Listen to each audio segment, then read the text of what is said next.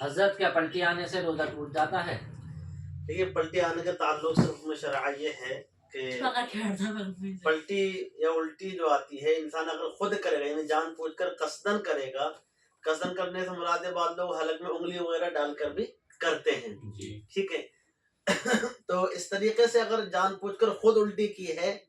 تو حکم شرع یہ ہے کہ روزہ اس کا اگر منہ بھر کے الٹی آئی یعنی خود کی ہے اس نے جان بوجھ کر کے کی ہے اور منہ بھر کے آئی ہے تو روزہ ٹوٹے گا، اور اگر خود کی ہے لیکن منہ بھر کے نہیں آئی ہے تو روزہ نہیں ٹوٹے گا۔ ایک تو مسئلہ یہ ہو گیا، ٹھیک ہے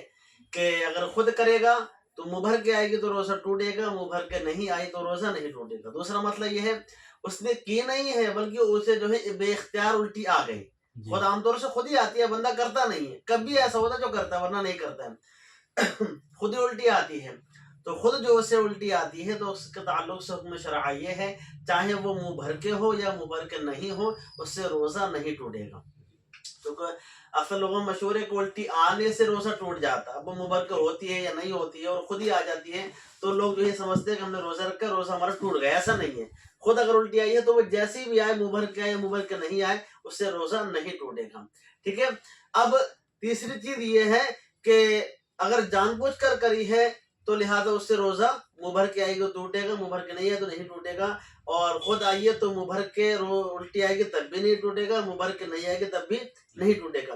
ایک صورت ایسی ہے کہ اگر خود الٹی آئی ہے کی نہیں ہے لیکن اس میں بھی الٹی آنے سے روزہ کب ٹوٹے گا کہ الٹی جو ہے اس کو منہ میں آ گئی، یعنی منہ کے اندر جو بھی کھانا وانا ہے منہ کے اندر آ گیا، اس نے واپس کر لیا اسے، تو واپس کرنے کی صورت میں روزہ ٹوٹ جائے گا۔ یعنی خود الٹی آئی ہے تو اس میں روزہ نہیں ٹوٹتا ہے لیکن واپس کر لے گا تو روزہ ٹوٹ جائے گا، یہ حکم شرع ہے۔